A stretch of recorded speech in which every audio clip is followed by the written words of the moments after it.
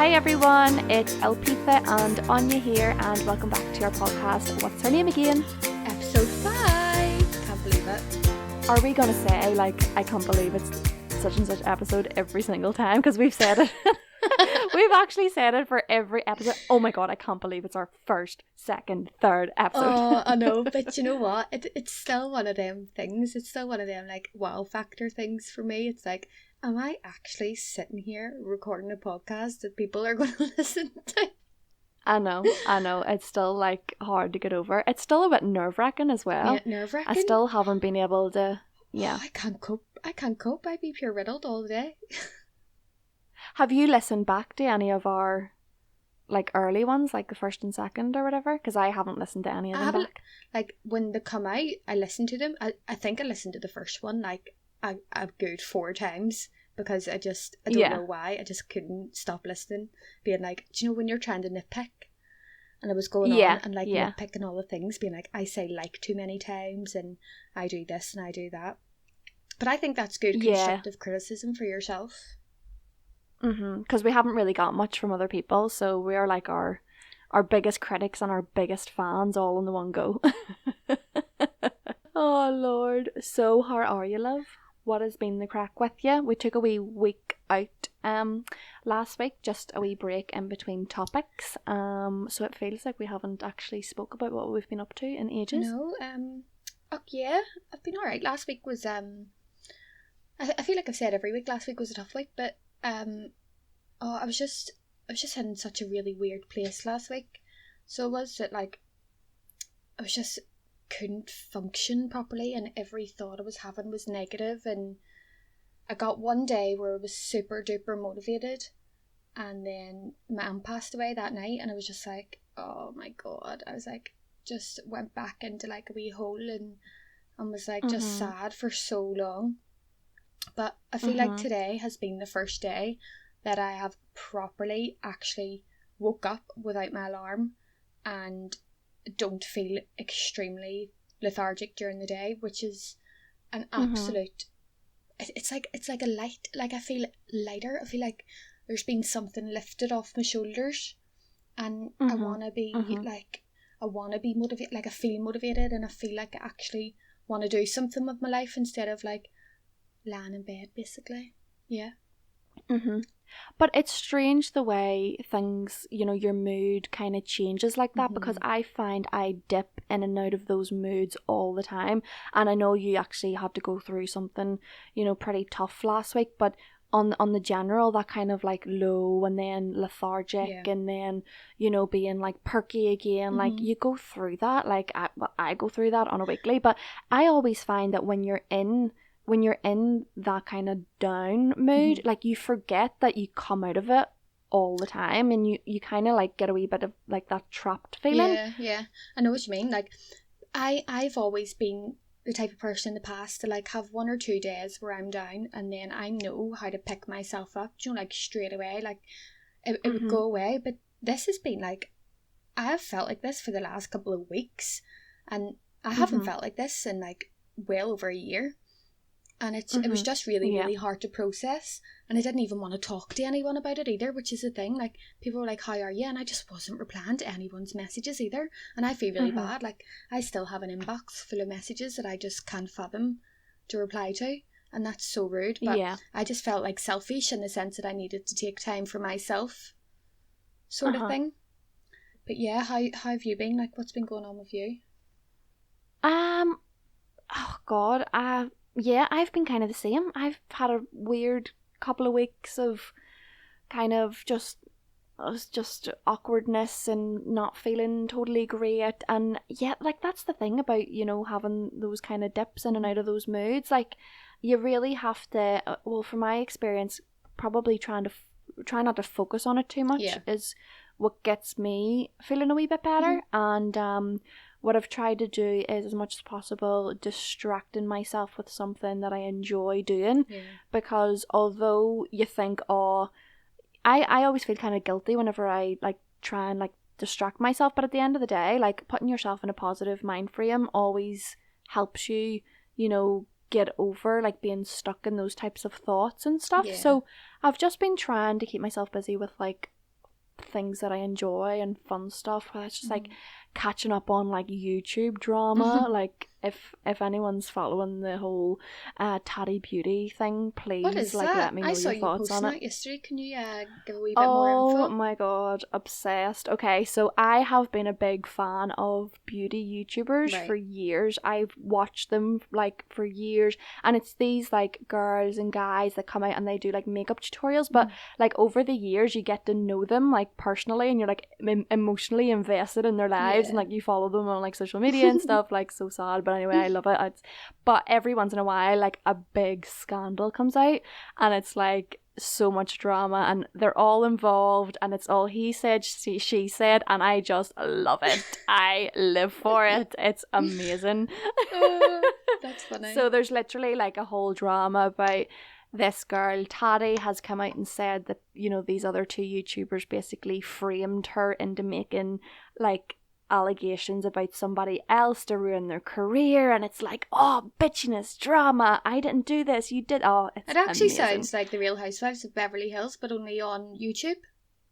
Yes, it's like the makeup version of like that exact show. You would love it. If you knew these people, you would love catching up on it. It's not always like that, but I need to get myself out of. Do you know what I've been trying to do? This sounds so bad, but see, when I'm addicted to a TV show, I need to. So I obviously want to start doing stuff with my evenings instead of watching that TV show. So I'm trying to binge watch this TV show as fast as I can until it's over. Do you know what I mean? Like, so I'm on season 8 or something, and I want to be productive, so I'm going to be unproductive 10 times harder. Literally, like I'm going to sit and watch this when I can, like whenever I can, just to like get it out of the way so I can be done with it. It sounds so stupid, but I can't do anything else until I know what happens at the end of that TV show. No, I get the logic. And is this the Real Housewives? Yeah, oh my god, I'm obsessed. But there's not really, it's not like a storyline. No, it's... You know that the outcome's probably going to be just them and fighting and then making up again. Oh my god, but I love watching them fight. My mummy was obsessed with those shows. She watched them all the time, and I dipped in and out of them, like, but yeah, I haven't watched them in ages. I think I was just bored one day and saw it on Netflix, and then it's been the biggest regret of my life since. Yeah. Do you know what I found about those TV shows?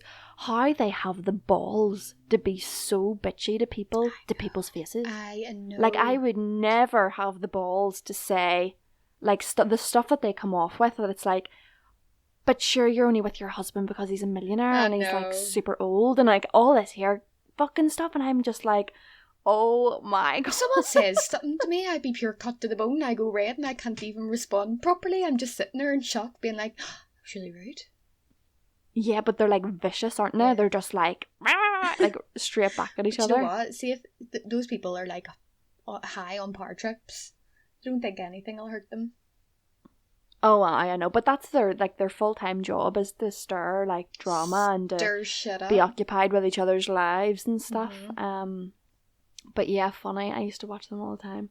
But yeah, I'm not a TV series person at all. Really? Like, I'm not even like a TV person either. Like, I'll take a notion that I want to watch like a movie or something, usually like a chick flick or like something like really light and fluffy, but it will be only once in a while. Like, I could sit easily night after night with the TV off and just either like flick through my phone or read or just like be on YouTube and stuff. I hate watching TV. See, I'm the complete opposite. I love watching TV, but I just don't like films. I'm not a film type of person. Like, only once in a while, I'll only like, see if I need a good cry, I'll watch a good tearjerker sort of thing. Do you know what I watched recently that was on Netflix? The Notebook, and I fucking doesn't do it for me. My eyes out. I'm telling you now. You're winding me up. It doesn't do it for me. The bit at the end, whenever she comes back, spoiler alert for anyone that hasn't watched it. Who hasn't watched Notebook? If you haven't watched Notebook, like, just in case, what is your life?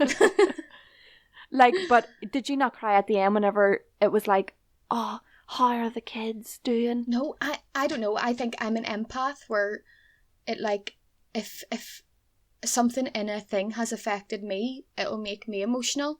But if I don't really understand, right, okay, I'm not very sympathetic. That like, if you can't relate based on your own sad, experiences, I'll be sad, but like, it won't instigate tears.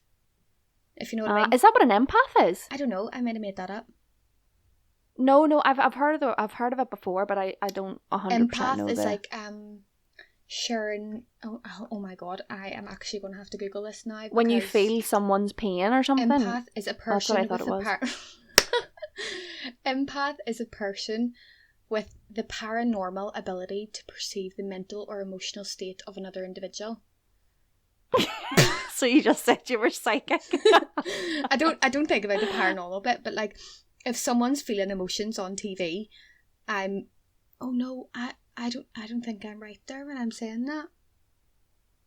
No, I thought empath was kind of like empathy, where you kind of understand other people's feelings and you kind of feel their pain. Yeah, so that's but you're not talking me. about specifically those that have. Yeah, no, you're more of an empath to people that have had similar experiences to you. Yeah, we'll say that. I just completely. Yeah, that's kind of pretty similar. No, pretty similar. I've definitely heard that before, people using that before. But yeah, no, I get you. I am the type of person that I will mentally put myself in that person's shoes and feel that pain regardless of what it is. You know, like, oh, they have, Alzheimer's or whatever she has in that movie, and I'd be like, picturing myself old and grey and this happening to me and like me bawling my eyes out.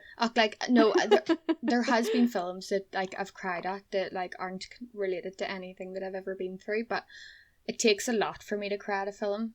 I cry more TV shows. Oh my god, I'm the opposite. So I gurn. Like, see Grey's Anatomy? I gurn. Like... Never watched it. Oh my god. Right? Everyone dies. I know. Spoiler alert. But everyone dies. Well, not obviously everyone. Oh, well then I'm not going to watch it now. I'll be fucking You don't know who dies? Oh, well, people die all the time. Well, you said everybody? Well, shut up. Oh my god. I get all confused. No. No, but like, I mean, it's... Because it's a TV show, I am like so invested in every single character's life over a long period of time. Yeah. That like when something happens, it hits me hard. Like, I think that's the TV show I've cried over most in my life. Not One Tree Hill. I'm trying to think of something recently that I cried in. Definitely The Notebook, but my boyfriend always slags me because I cry like at every single movie, like at the randomest points. I'm trying to think. There was one that we watched and he was looking at me like, why the fuck are you crying? I can't remember. I'm gonna have to ask him. So anyway, how do we get on to series and movies? I don't even know. Spiraled out of control a wee bit there, didn't we? Can't remember. Tangent. What was I gonna say? So what are we? So we picked a wee topic for this week, which was pretty much like growth and generally kind of navigating through trying times and stuff like that. There we kind of wanted to just touch upon. I kind of thought this was a good one, seeing as everybody is kind of making the transition out of lockdown and kind of back into like real life, and that everyone is probably reflecting on what they've done and how they've been feeling and what they've kind of went through in lockdown. I feel like this is a good topic. Like, everyone's kind of reflecting on what they've been at, because of the question that I've had my first week back at work and everyone's like, well, what did you get up to? How have you been? How did you find it? So like everyone, it's questions. It's kind of like, I've been, I don't know, just kind of trying to make it through, and also recording a podcast with my friend, and they're like looking at me like, what? Do you know what though? It is a weird one, like growth and sort of change, like especially through this, what we've all like come through. Like, I just think it's completely mental to look back at like where we were at the start of lockdown to sort of like even what position we're in now coming out. Like, it's been an absolutely mental roller coaster of like ups and downs and growing and stunting. Stunting. God. Stunt. Do you ever get... Oh no. It's like something in a song, like stunt. No? I'm cutting this bit out. Oh god, I don't know. But so what would you say that if you were to kind of look at your lockdown time, what would you say that was kind of like an important, like I don't know whether it's like turning points or just things that you've learned or things that have kind of been more apparent when you've been in lockdown? Like, have you learned kind of anything from, like, about yourself? What I've learned about myself is that I excel when I'm busy. So...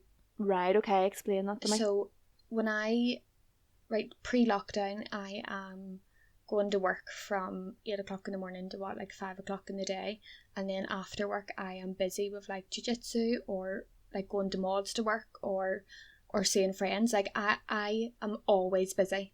Like, it's so rare for me to get a day by myself, so I'm always constantly focused and thinking, and the more I'm focused and thinking, the more I actually get done, if that makes sense. Like, I was obviously doing all that and then doing like my emails and my book club and like training in the gym, and I was able to fit all of that into a 24-hour day. And now that I have so much time on my hands, I can barely even like concentrate on getting one of them tasks done. Does that make sense? The busier you are, the more effect, like, the better you are with managing your time and getting things done. And I think as well, it's sort of a mindset sort of thing where the things that I'm doing, I'm thinking about them, but I'm not overthinking them, and I'm getting them done. Whereas I have so much fucking time to think and overthink and convince myself out of doing these things. So yeah, but it's also a product of how much time that you have, that you're spending more time on the task. As in, I feel like I'm dragging it out because I don't really have anything else to do. Yeah. So in a way, I'm making it last longer, which is counterproductive, because then by the end of it, you're like, oh my god, why did it take me so long to do that? But you're kind of like, you need to realize that you've probably dragged it out because, you know, you're like, fuck, what else am I going to do all day?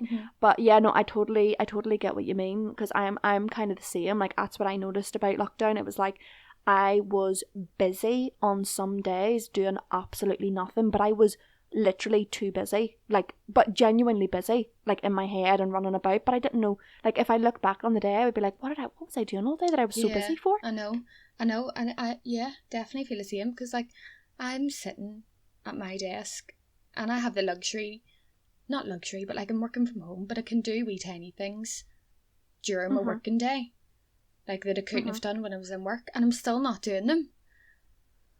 So I'm not. It's just like, I for me, it's laziness, and other people might not think that, but for me, I'm being hard. I've been so hard on myself the last couple of weeks because I feel like I am being lazy and not true to what I was doing before. But obviously things change, and the way I've been, the way life has just been fucking turned upside down for everyone. So you need to give. I needed to give myself a break and just like take a few weeks off doing emails, take a few weeks off doing book club, and just reset and refocus and sort of put myself into the direction that I actually want to go in. And hopefully it's a turning point for me this week, that I've came out of like the dark side. Yeah, no, I get you. There is a thing though, like toxic productivity. I don't even know if it's a thing, or if it's definitely a concept. But it's just kind of that thing where you feel that the value of the things that you do comes from how much pressure you put yourself under, and how much stress and anxiety you can like cause yourself to get something done. So this is something that I realized last year, is that I was the type of person that I would have craved getting things done as quickly as possible, but at the same time I was putting myself under so much pressure, and I was almost like happy to see stress. Like, I was happy to be stressed because I felt like that was showing that I was productive, and it was like a positive thing, where at the end of the day you can still be productive and you can still get things done without putting yourself under negative stress and pressure. And I'm a real big like advocate for 100% go for your goals, but just bear in mind that you can get there with a healthy mindset, and you don't have to be setting alarms for 6 a.m. to do this, to do this, to do this, and like running and running and running, because there's still burnout whenever you're going after your goals, even though in that moment you think it's a positive thing, and you're going towards it, you can still get burnt out. So you still have to be mindful of your day-to-day kind of pressures and anxieties and stress that you're putting on yourself. Yeah, definitely. Like, I feel, so when I was in my second year of uni, I'm pretty sure like I had a mental breakdown at one point during the year. It was like I was putting myself under copious amounts of stress, like to the point where I remember being out the back of mods and just sitting on the wall crying my eyes out, being like, it was actually after it was after I came into work and I parked my car down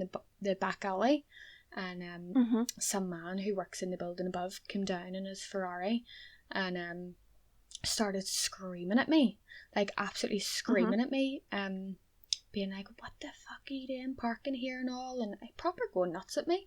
And I just broke down, and I tell you now, like I went into work and I couldn't breathe, and I had a panic attack and all in the office, and I was like, this is like, and this was it, like it was a breaking point for me. I just sat there and cried for hours. And it wasn't obviously just because he had shouted at me. It was because of how much pressure I was actually putting on myself, and putting myself into a toxic mindset where anything anyone's would have said at that moment probably would have made me break. Sort of thing. Yeah, exactly. Yeah, it's one of them but things. But it's strange that it's mostly yourself that gets you into those situations. It's your own mindset. It's your own kind of habits and goals. Yeah. That turn you into a nervous and stressful wreck. Whereas if you think about it, there is a way to approach things that's both good for you short term and long term. Yeah. So do you know what I mean? So like what would you say for yourself over the past couple of years would be some of your like good and bad habits of like sort of motivating for change and stuff like that? Habits that I've kind of adopted to kind of not get myself into those stressful mental situations. It's a lot of stuff like that I've kind of learned along the way, but I would 100% swear by. I think that one of the ones that became really useful for me over lockdown was being okay with lack of control. Like, I'm a control freak in every sense, as in like I want to know what's happening, when it's happening, how I'm going to get there, and that's just the type of person that I am. Like, just having went and strived for different things, I always felt like I made, like, if I wanted something, I would have made the way to get there. You know, I kind of was like, no fucking about, I'm just going to go for it and I'm going to make it happen. You know, I wasn't kind of just letting things go. So I suppose kind of being okay with being in a situation and realizing that you don't have control over everything. You don't have control over everything that happens around you, and you have to be okay with accepting things that you're not expecting to happen. Like, if you're a control freak like me, then when something happens that you're not expecting, it usually completely floors you, because you're like, fuck, what's going on? I know. But I think the realization for me was like, yeah, just like things will happen that are out of your control, and you have to be kind of in a better mindset to accept them and to be okay with them, because it is going to happen, and you don't want to be left bloody, I don't know, distraught. Yeah, so like having that positive mindset. Obviously you can't be positive all the time, but like obviously maintaining sort of like a mindset where you're not sort of, I don't know, I think expectations is a massive thing in this for your mindset. Like, expectations are all around us every single day, 24/7. We expect things, but like it's how to draw them back and and just realize that at the end of the day, like, okay, there's expectations there, but if you don't show up the way that you think that you have to, who's going to pull you on it? They're mostly in your head anyway. Absolutely. Everything's in your head. You know, the pressure. Everything's in your head. The pressure's so like, but isn't it just insane the amount of pressure that you put yourself under? Mate, that's mad. just it's around us. We've been programmed like that by our, you know, culture and our society. But at the end of the day, if you were to sit back and go, I don't need to do that. There's better ways for me to get where I need to be and still enjoy my day to day and give my brain a break. You know, there's ways to do that. I know. Like, I'm just, like, I don't like to think about the future too much. And I'm sort of like, I'm like you in the way that I like to live sort of each day, present moment sort of thing. But recently, over the last couple of days, I have been actually projecting a lot on future thought, and like what's going to happen next year, or like when this is going to be over, like what's going to happen when, like, is things going to go back to normal sort of thing. But I was thinking, like, obviously I start back to uni in September, and there's me sitting calculating what grade I need to get a first next year, because I'm an overachiever, and I will make sure to put myself under as much stress as I need to achieve what I need to. And I says it to my daddy, and he was like, why are you even thinking about that? I was like, because I want it. And he you was want to like, be prepared? Yeah, I want to be prepared, but at the same time, I don't think it's realistic for me to be like putting myself under stress already, and I haven't even fucking started the year, you know? Yeah, you haven't even started. You haven't even And see, at the end of the day, like, I was kind of the same whenever I was going into third year. It was my undergrad. I had done shit for the first 2 years because I wasn't really enjoying the course, and then it was only the third year that I got the motivation because I wanted to do a master's, so I knew I had to make a 2-1. Yeah. And I went from like a third, like a low third, to like a high 2-1 in the space of like 3 modules. Really? That's so good, you know, though. like that was my final year. Yeah. But I didn't I didn't make the 2-1. I think I got like I was 2 marks off a 2-1. Oh, mate. And I was utterly devastated. But here, I still got into my master's. I done really well in my master's because it was something that I enjoyed. Yeah. And I've never even had to talk about my grade in undergrad. Like, because when you put it on your CV, it's second class honours. It's not 2-2 or 2-1. Oh, really? At the end of the day, it's still like, you don't, people don't ask. But well, unless it's like a very, I haven't applied for anything or had it on my CV that I had to specifically say if it was a 2-1 or 2-2. Right, okay. I've had just second class honours, and that's been fine. Okay, that sounds good. So at the end of the day, yes, you want to go for your first, but having a 2-1 will not stop you from doing anything that you want to do down the line. I know, but I don't know. I've always been like that. But you want the stress. You want to be stressed. Do you know what? Give me the stress. Sometimes I thrive off being stressed, but like a good. Yes, I think you can have a balance between good and bad. Like you can have a good stress and you can have a bad stress. It's obviously having the bad stress is bad, obviously. Yeah, I think that stress in any case is bad, but I think that having a buzz and being excited and getting stuck into something is a completely different thing, and you would like 100% do that. It's when you're like panic mode is like, you should like just try and avoid it whenever you however you can. I know. Like I'm the type of. So what would you? Sorry, go ahead. Sorry, you're going ahead. I was like, I'm the type of person who'll like. I don't even know what I was going to say no more. Oh, sorry. I cut you off there. What were you going to say? I was just going to ask you there, if there's anything with lockdown or maybe even before that you have felt that has been productive for you, and it's something that you've learned and it's, you know, helped you majorly along the way. I think sort of like last year, obviously before this all started, I feel like I had like the best year of my life where I completely thrived in everything I was doing, and what sort of like brought that about for me was I started reading a lot, and I would have never really been a reader before, but I got really into reading, and I think we can do a podcast on that about reading and stuff, because I think we're both into our reading, but learning new things and learning how sort of like your frequencies and your mindset works, and keeping a diary and a journal, like writing down your thoughts. For me, I wasn't so much as keeping a diary or journal every day, but I was writing my emails, which was sort of like my diary and my journal. It was a way to get all the thoughts and feelings out. And I would even sort of like wake up. I think everyone does as well. Like most of your thoughts are at night time, just before you go to bed. And do you know them times you have them imaginary arguments with people in your head of what you would have said? Oh, I do that all the time. Of all the things you should have and would have said. But yeah, like when I get a thought into my head about something, I immediately just like take out my phone, even if I'm like half sleeping, and write it down. And I think doing that and reflecting on that in a day or two is really, really good. So that you're not holding on to yeah, it. not that That's really good. not that you're not holding on to it as well, but like you can like delete that after you've wrote it down and thought about it and sort of diminished it. It's just like that's gone now, and you can physically Yeah, no, that's a really good tip. physically really good remove tip. it.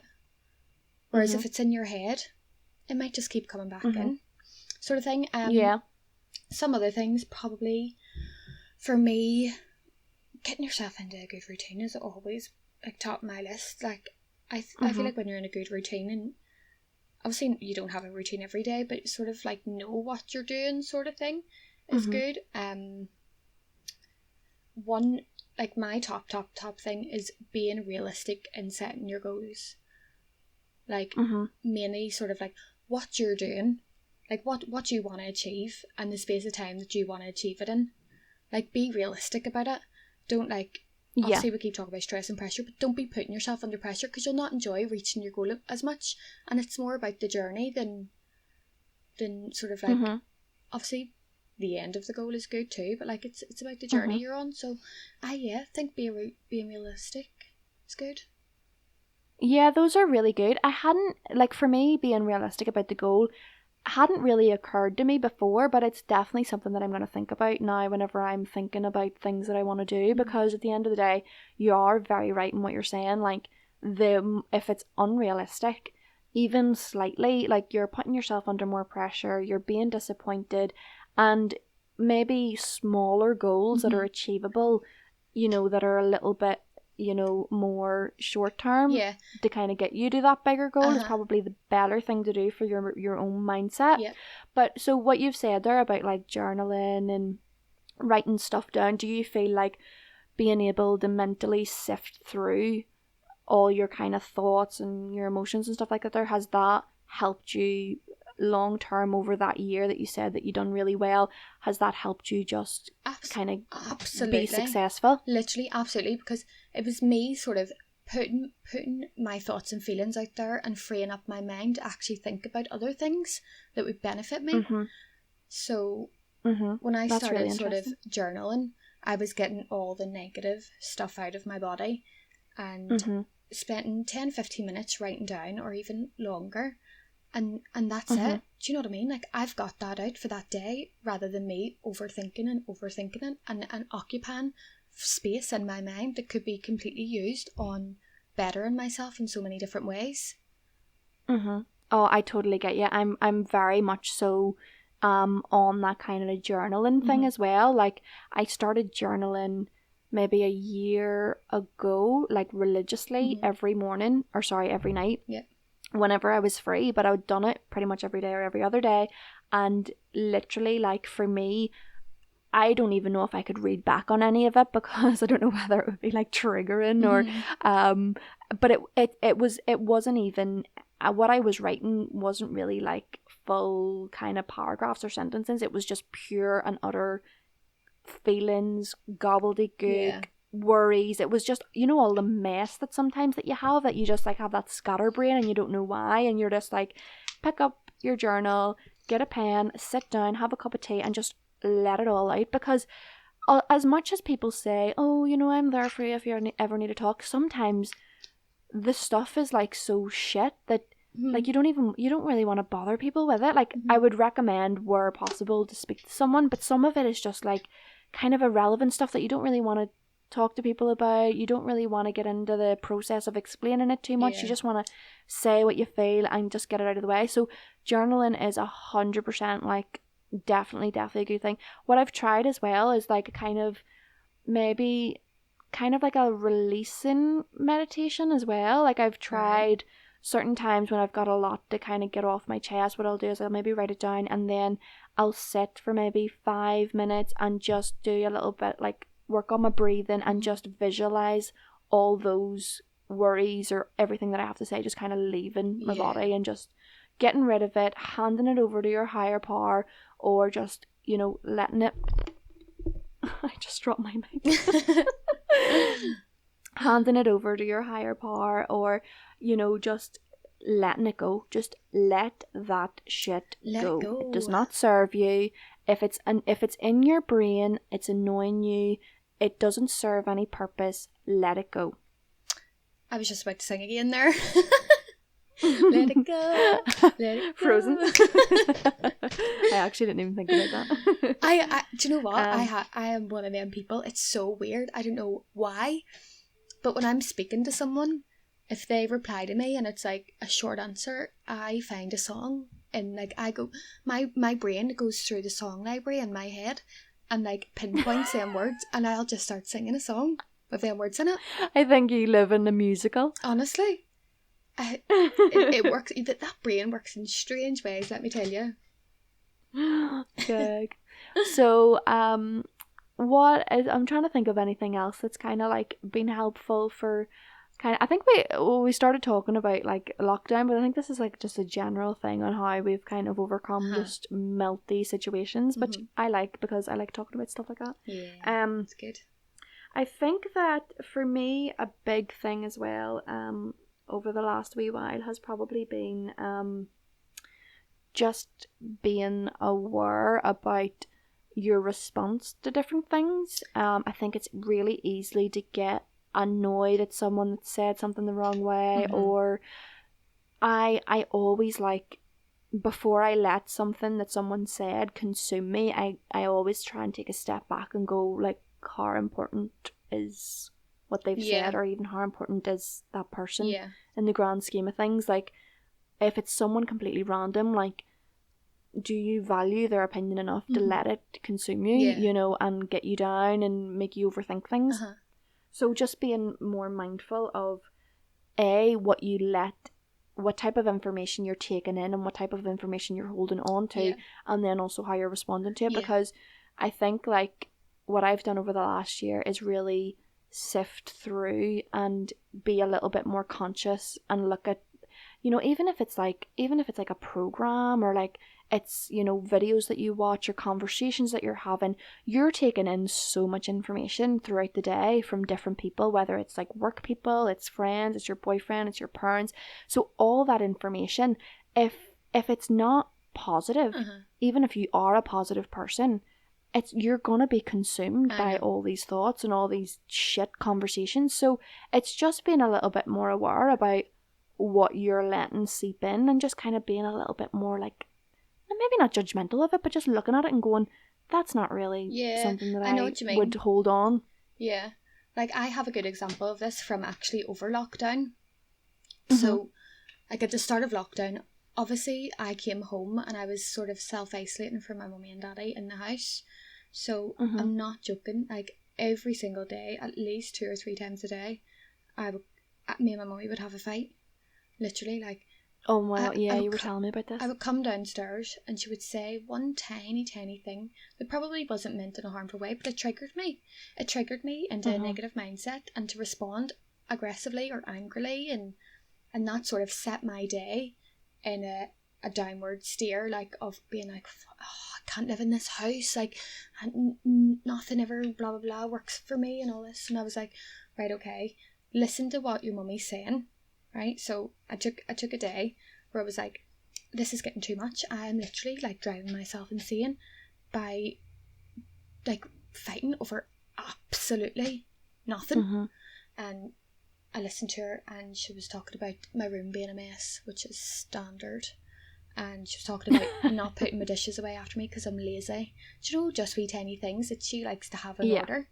And I was like, so what can I do to stop her from saying these things to me, which is going to trigger me and trigger her as well, and set us both off to have a negative sort of attitude towards each other. What I did was got up in the morning, and the first thing I did was make my bed. So not even if the room was clean, see if the bed was made, that's all she can see, right? And she thinks my room's clean. That's one thing hack that I don't have to think about for the rest of the day, is her saying about, which is, honestly, I've kept doing it every single day, and I haven't had a fight with her about my room since. But here, how long did it take you to make your bed? What, maybe a minute? Exactly. 2 minutes? A minute. And how long do you take having that argument with your mum if you haven't made it? And how long does it annoy you for? Exactly. At least an hour or two. Too long. And see now, see if she was to like shout at me about my room, I just laugh. Because I'm like, it literally takes me 2 seconds to go up and put the bed over and like make it, even if it's just on the outset, to make it look nice for her. She doesn't have anything to worry about, and neither do I then. Everyone walks away that's happy. Probably, yeah, exactly. And that's probably why she was so annoyed, because she probably knew it would have took you 2 seconds. And it's me in my head sort of being like, oh, that's a chore, that's such a task of having to clean my room, or like negatively thinking about cleaning my room. But now I associated cleaning my room with pleasure because I was able to carry on with my day and not have any arguments about it. Oh, amazing. But this is the thing, sometimes the solution to your problems is a lot simpler than what you think. You know, whenever you're like, you know, if I'm ever having like an argument with someone, or like not really getting along, I'll always sit and go, right, I need to look at this from their perspective. I need to understand what it is that they're saying that's annoying them so much. So I think it's always good to kind of put yourself, you know, in that position. So and it's probably a lot simpler. So I was reading, because I knew we were coming on to sort of talk about growth and change, and my favourite book is, I haven't read all of it, like, because it's a fucking hectic one, but it's Awaken the Giant Within by Tony Robbins. Okay. And he has like a whole big chapter on how to change stuff in your life. And there's one thing that always sticks with me in this book, and it's about how we associate like pain and pleasure. Okay. Like, so it's weird because it's like you taking like going to work, for example. Like before, I would have associated that with like, oh, I can't be annoyed, like it's such a hassle, it makes me tired. Do you like associating pain with that?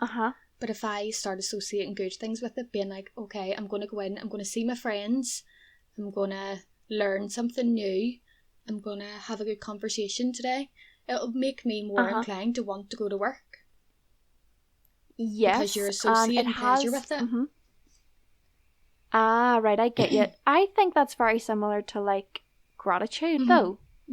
It's that, you know, finding the things that you're thankful for in situations that you might look at as purely negative, or 100% that is a thing, and that's definitely if you want to shift your mindset by doing anything, it's like gratitude is definitely it.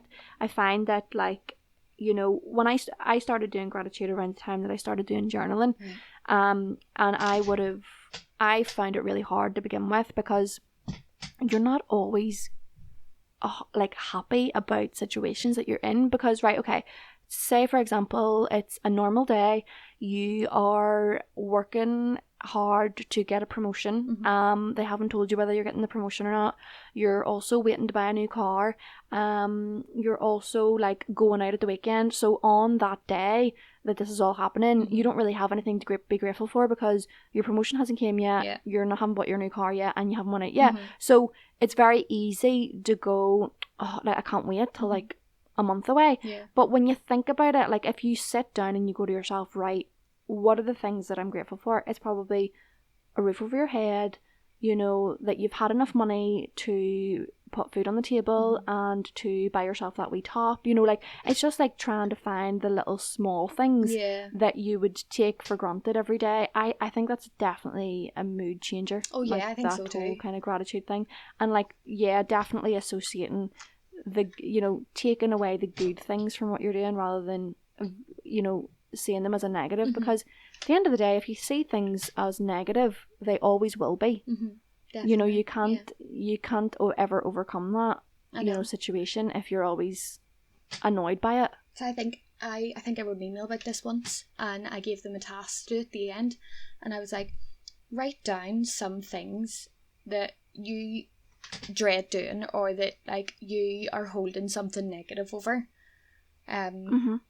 and sort of like divide it in two and write the things that you hate about doing.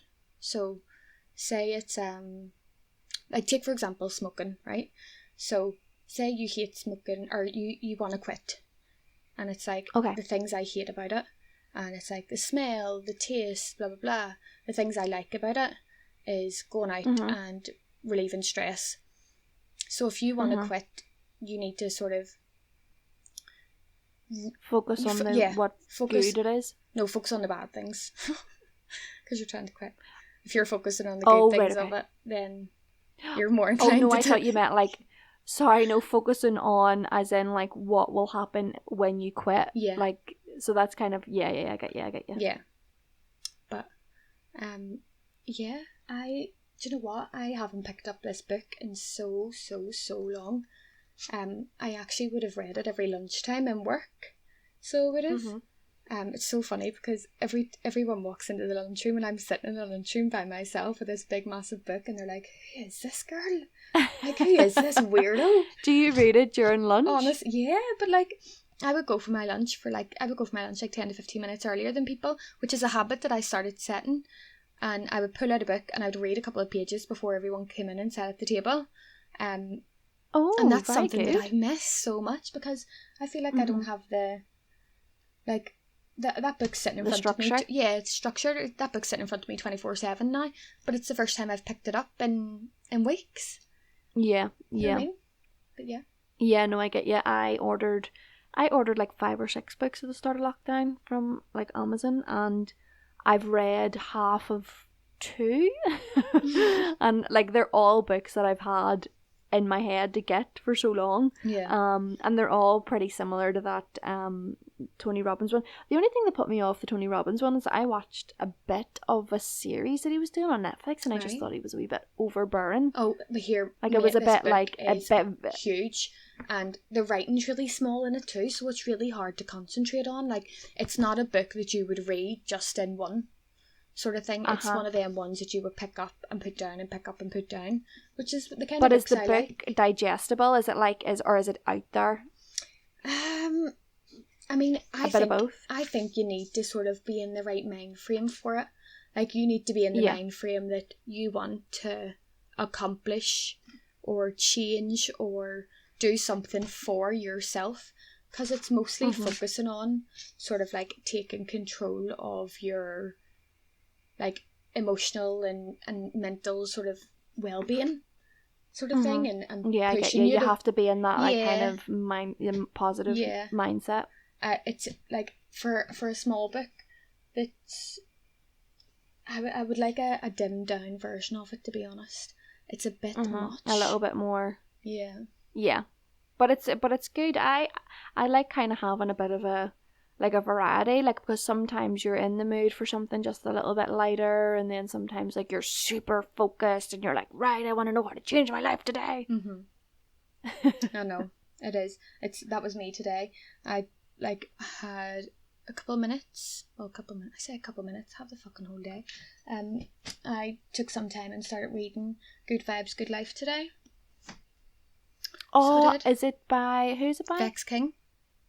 Yes, I've read that. I loved that book. I've got the chapter 2 there, and I actually really enjoyed it. So, I'm thinking I'm going to keep going with it. I might do a wee bit of bedtime reading, which hopefully will set me in a nice new habit. That's a really nice pre-sleep kind of book. It's nice and light, and I really enjoyed that one. I'm actually on Eckhart Tolle's other book, not the Power of Now, but the New Earth. Right. Yeah, I'm halfway. It's been one of the ones that I keep lifting and then keep putting back down again. But I'm about halfway through it, so I might pick that up tonight. Is it hard? We should maybe do like a wee. No. It's not. It's not as bad as not as bad. It's not as kind of out there as the Power of Now. It's a little bit more about like the ego and stuff. Right. He touches upon that in the Power of Now, but it's mostly centered around that. But yeah, I don't know. I like pretty out there stuff. I would kind of, I don't know, it's been easy for me to read. It's probably not everybody's cup of tea, but We should do like a book podcast. Yeah, I need to do a wee refresher on my books because I've been reading so much fiction with the book club over the last while. So I'm literally in the middle of reading The Tattooist of Ipswich right now. Oh, I've heard really good things about that. Yeah, I'm literally. I should have had it read last month, but I just had. I was going to say I had too much on, but actually I'm just lazy. Coronavirus. But no, it's good so far. So, kind of want to get that done first. Yeah, but that's on my wee Kindle. I can do that when I'm walking, which is handy. Yeah, I still cannot get over how you go for walks and read at the same time. It baffles me. No, but like, hold on. You go for a walk and read your phone. I don't. I go for a walk and right. I know, but you can look in front of me. You can take out your phone and you can scroll Facebook or you can scroll Instagram when you're walking. Like, what's the difference between reading a couple of words on a Kindle? Like, it's the difference is that like you just check your phone and flick through it and you are literally the whole way with the Kindle in your face. I would trip over myself. I got so many people messaging me being like, Anya, I would literally like go out into the middle of the road and get knocked down by a bus or something. Like, and it would give me vertigo constantly having to look up and look down, look up and look down. Like, no, I enjoy it. I enjoy it a lot. So do I would be more into like audiobooks if I was walking and I wanted to like not read something, but if I wanted to. See, like, I tried audiobooks, but I found that when I was walking, if the voice wasn't engaging, I was going off into my own world and like completely not listening to a word they were saying. I was like, I've just paid $7.99 for this. For to live think, in your head and to think completely myself. Yeah. I mean, that's free. That is free. No, I get you. I've definitely done that before. Like times where I've kind of come across like a bit of a boring chapter. I'm kind of like go off on a tangent and I'm like, oh fuck, I'm like trying to listen in again and it's completely a different section and I've missed rewind to the start of the chapter. That's brilliant. I think we kind of went way off topic there, but it was nice. So I liked it. We just had a wee catch up and a wee kind of a deep conversation. Yeah, I think like the topic of growth and sort of change and motivators and that is a massive thing that we can sort of spread over a couple of podcasts because I know I still have a lot to talk about. And I'm sure you do as well. We would, and hopefully people enjoy these types of talks.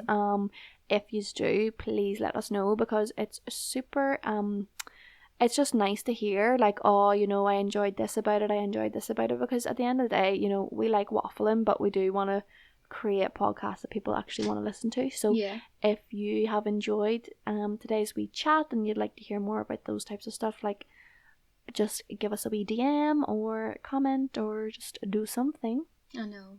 Thanks for listening if you did, and obviously we've still if you've made it this far, thanks if you did make it this far, high five, because that was an intense one. I think. Don't know. I'll listen to it back and see myself. But do you have any quotes for us off the top of your head? Oh, like live, laugh, love. Oh my god, get out of town. No, is that the type of quote you're talking about? Oh my god. Okay, right, I'm gonna tell you, up until about a year ago, do you want to know what the quote was on my ceiling? Yep. Okay, so I had a quote that I got off eBay and it said that says it all already. Okay, I'm gonna wait for it. One day your life is going to flash in front of your eyes. Make sure it's worth watching. You did. That was a genuine quote. That was a genuine quote that I had on my ceiling up until like 2 years ago.